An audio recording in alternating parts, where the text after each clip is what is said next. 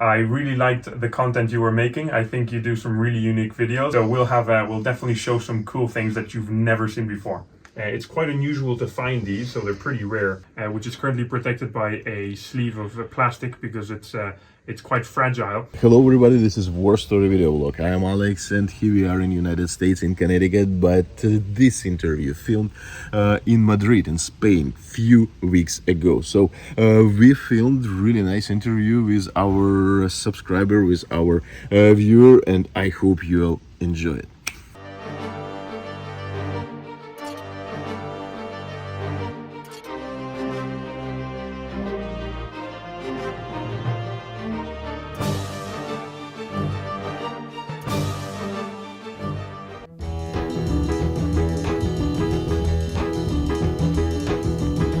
The shop has been operating for about 20 years, but I've been here for maybe five, six.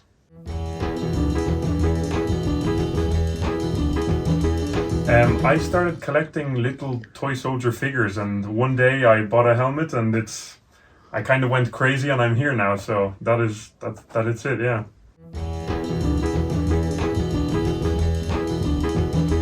I mostly like German tunics and German headgear, but I kind of do a little bit of everything because it's part of the business. So at the end of the day, you kind of have to dabble in a bit of many things.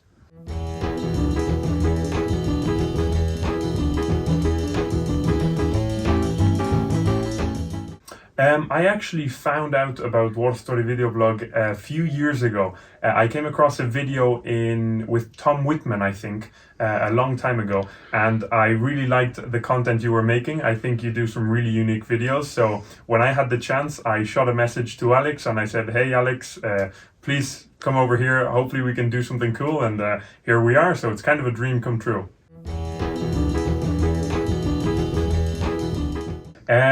Some videos, okay, I know there's two videos which I really like.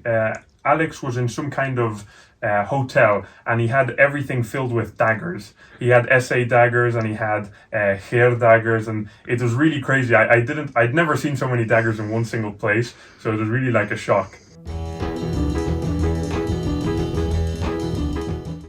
I have had a few Spanish collectors ask about you, more than anything because we don't usually have Russian collectors or American collectors that come here to Spain. So it is something quite unusual, and they seem to have a lot of interest in, everything that you guys do. We just don't tend to have that level here in Spain, high-end collectors. So that's how the market works.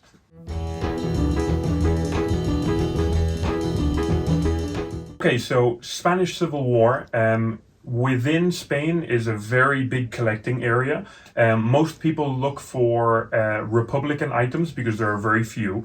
National items, which would have been from the Franco side, are sought after too, but not so much. The Condor Legion, for example, is something that people both in Spain and outside try to collect. There's a lot of material. Condor Legion were the German volunteers here in Spain during the Spanish Civil War. So most of the market for Spanish military antiques is stuck here in Spain, and there's not much interest outside, but there are a few areas, as I said, Condor Legion or Blue Division, that have interests, other places.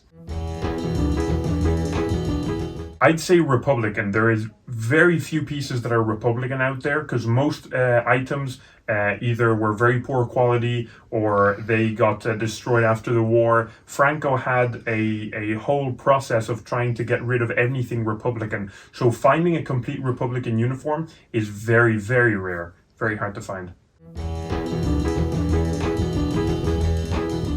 Of course, we have a few Republican items here. We've been very lucky lately. We've gotten a few nice things. So we'll definitely show some cool things that you've never seen before.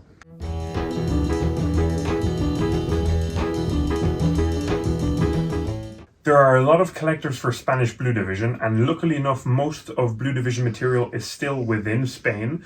There are some items that have appeared in the US, for example. There are a few collectors in the US that do dabble in Blue Division, but it's a very sought after market here within Spain. There's a lot of material, especially the items that are most sought after, I'd say, are infantry uniforms, because there are very few. We've been lucky enough to be able to get a few over the years. But yeah, I'd say that Blue Division is a very sought after thing here in Spain, definitely.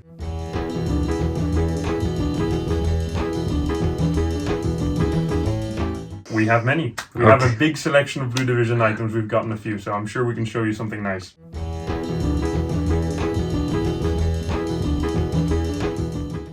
Red Army is something that not a lot of people collect. I know there are a few Spanish reenactors for Red Army, but there are not a lot of items. However, I do know at least one or two collectors that do have a few Soviet items, but mainly very early stuff, 1920s, maybe 1930s, pre-World War II usually.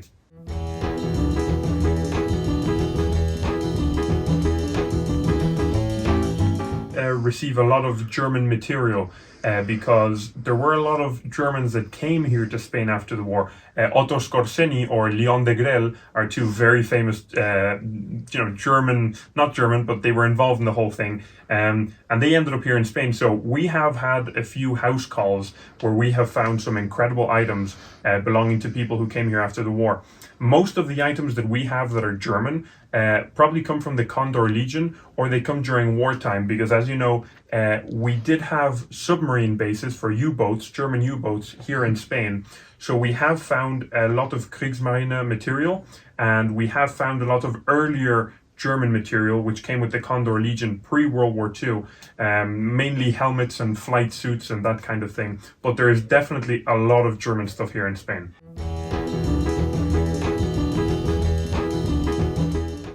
I definitely have a lot of items that I would never sell. I have a selection of them here. Maybe some of these are for sale, but for now they're from the collection.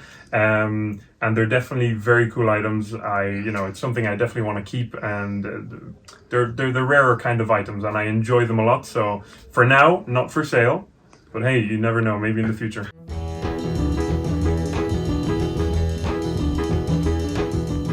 So in Spain, we used to have a lot of fairs, and we used to have quite a few people that traveled from around the world into the fairs, but that has kind of died out. We don't really have good military affairs going on anymore. There's only about one or two going on in Spain, about once a year, twice a year, so there's not really that much interest. However, there are still quite a few good collectors around the place, so I'd say that the future within Spain is definitely uncertain. I'd say that most of the business that we do and we will be doing is outside of Spain. So guys, I'd like to show you some of the items that we have that are not German, but some interesting bits. We have behind this, definitely not bulletproof glass, a Japanese samurai armor. It roughly dates around the 1700s, 1800s, early 1800s, I suppose. It's a complete armor set, very hard to find, especially with the silk sleeves, which are completely untouched. They have a few tears, but they're good for most of it. We also have a katana down at the bottom, which has World War II furniture, but the blade is much older, probably dating around the 1700s. This is something that we usually don't find in Spain because, as you know, we're quite far away from Japan, and we never had to do anything with the Pacific combat.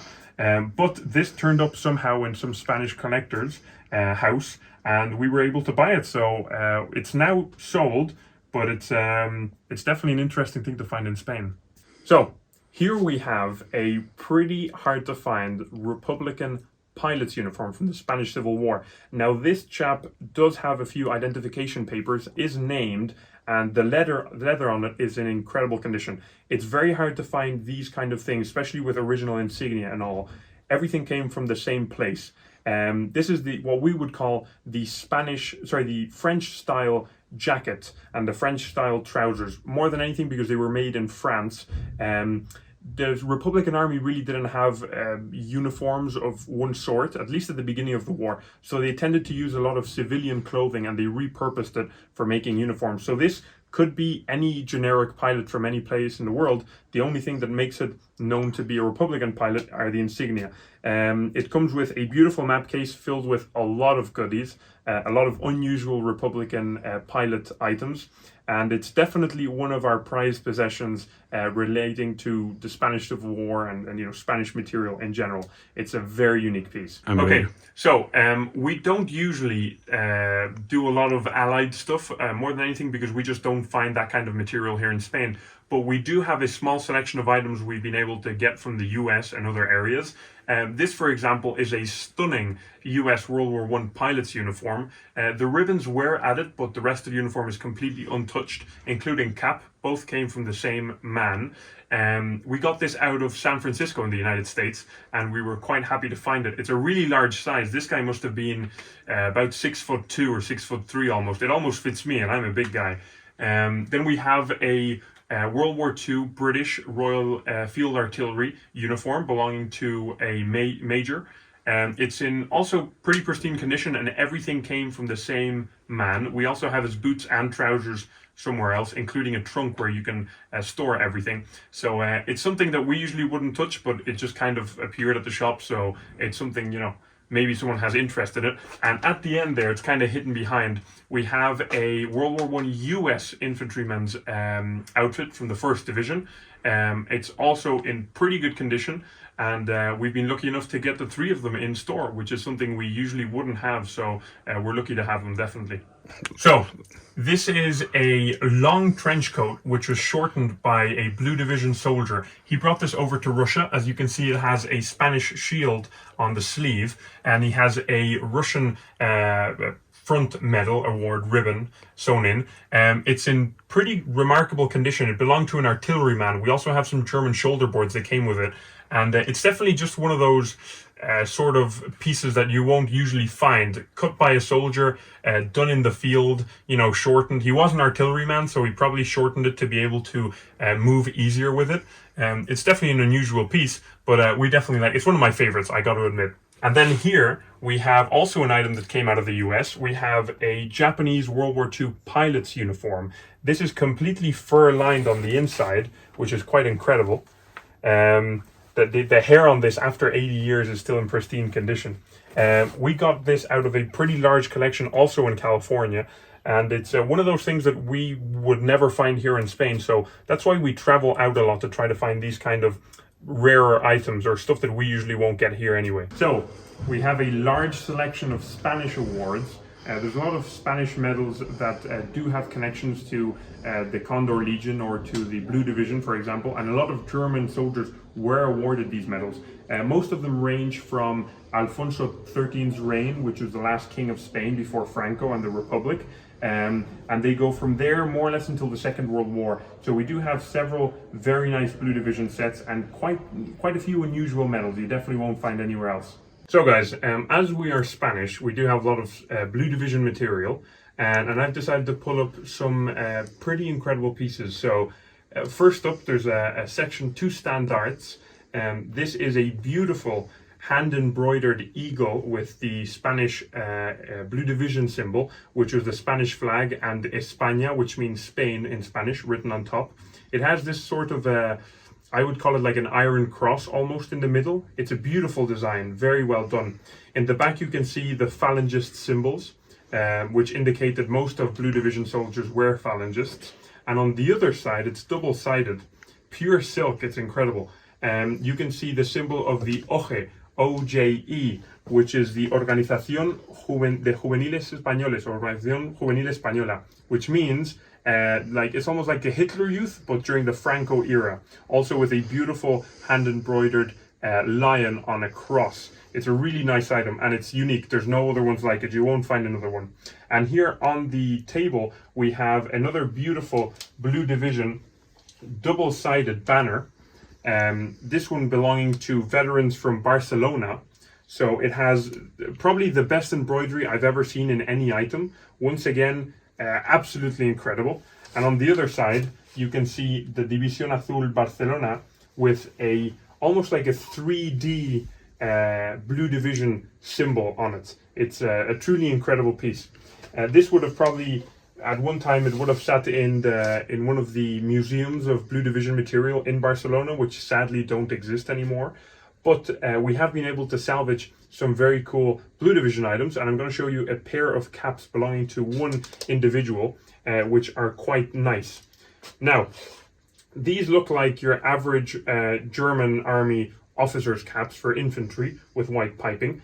This one is in remarkably poor condition, and this one is pretty well preserved. Now, both of them belong to the same individual, and that is because this one saw action while he was fighting in Russia and actually presents a repaired bullet hole on the back. There's quite a famous story. He seemed to have taken the cap off to put a helmet on, and a bullet struck the cap, damaging it completely. Since then, it's been repaired, and afterwards, he went and he bought a new one. So we have a lot of documents of this man, and we have his name and everything. It's definitely one of those weird battle damage items. I've never owned an officer's hat that had been struck by a bullet, but it's definitely a cool piece. And amongst all the other drawers of materials we do have a selection of Blue Division paperwork and awards belonging to the same person. This man was a cook in the Blue Division. He managed to be quite big and pretty fat, so you can definitely tell he enjoyed food. All the awards you see here and all the paperwork you see here belonged to him. Sometime in the 1970s or 80s, he decided to put a plastic cover on all the documents. So sadly, they are kind of damaged, but at the same time, they're very well preserved. We also have his personal advice from the Spanish Blue Division. It says Spanish in Division number 250. It's quite unusual to find these, so they're pretty rare. A few photos of him and every single paper for each one of his medals. So we have the whole lot. Everything came right from the family. It's an incredible piece of history. And down below in the never-ending list of drawers, we have some Spanish Blue Division banners. Another one. That's the third banner we have. We only have 3 in stock at the moment. It's impossible to find. This is almost like a welcoming back sign for an officer. It's once again in remarkable condition. It is double-sided with the Blue Division symbol also on the other side. In this case, it also includes a wall hanger that was made from a piece of leftover cloth, and it says Bandera de Marruecos, which is a Moroccan flag, because this was actually it belonged to a veteran who was from Morocco originally. And it's a pretty unusual set. I mean, I've never seen another one. It's definitely unique, and it's very, very special. Underneath we have a Blue Division General set. Now you will never see another set like it. It's absolutely unique. We have all his medals. We have all his paperwork. We have personal photos of him. We have maybe 50 or 60 personal photos of all of them in uniform. We have his German awards, Spanish awards, dating back to Alfonso XIII, who was the King of Spain, as I mentioned before the Republic came into power. We have some very rare Spanish awards, including a very early Phalangist Old Guard award, numbered, I believe, 2131. So he was a very early member of the Falange, which was basically the Spanish equivalent of the black shirts, for example, in Mussolini's time. And then we have a beautiful jewelry made Merit in Campaign Award, which is a beautiful plaque, almost like the Spanish equivalent of the first class German Iron Cross.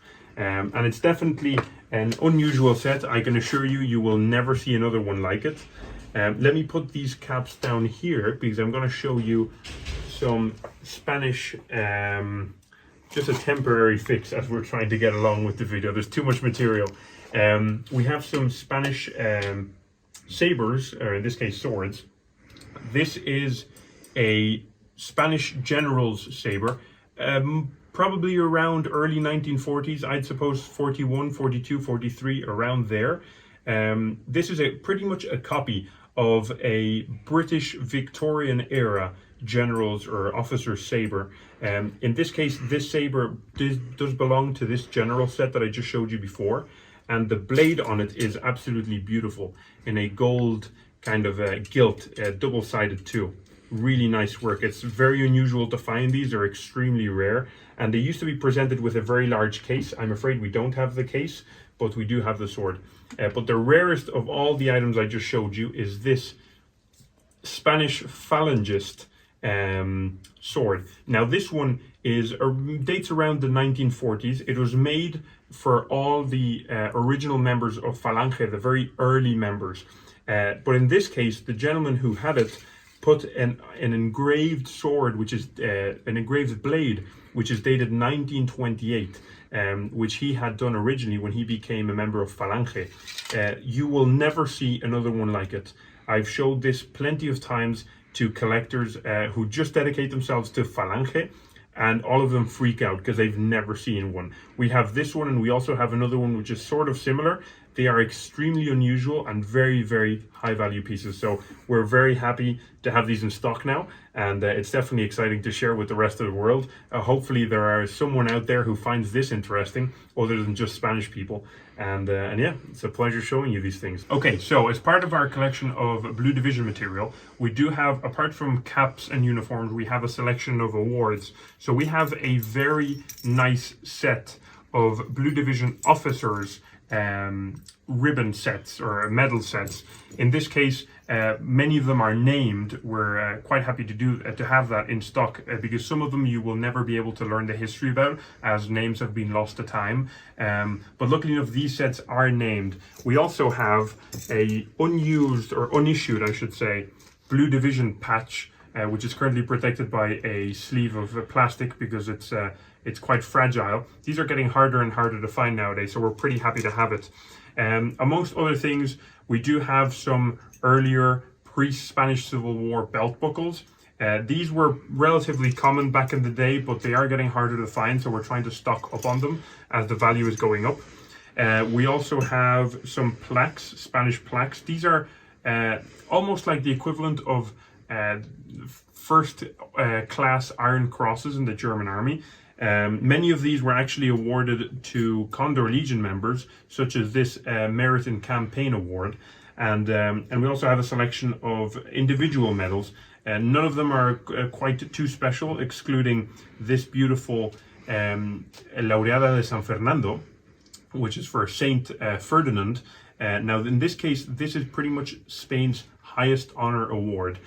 This medal would have probably belonged to the same category as a Knight's Cross, for example. In this case, this piece is made by a jeweler. It's made in gold and silver, and it probably dates around the Spanish Civil War or just afterwards. It might have actually belonged to a Blue Division veteran, so it's something pretty incredible. And other than that, there's nothing quite remarkable. The rest of items here are pretty usual, at least for Spanish standards. But we have a very, very big selection of Spanish material. So if anybody ever needs something, it's all waiting for you here.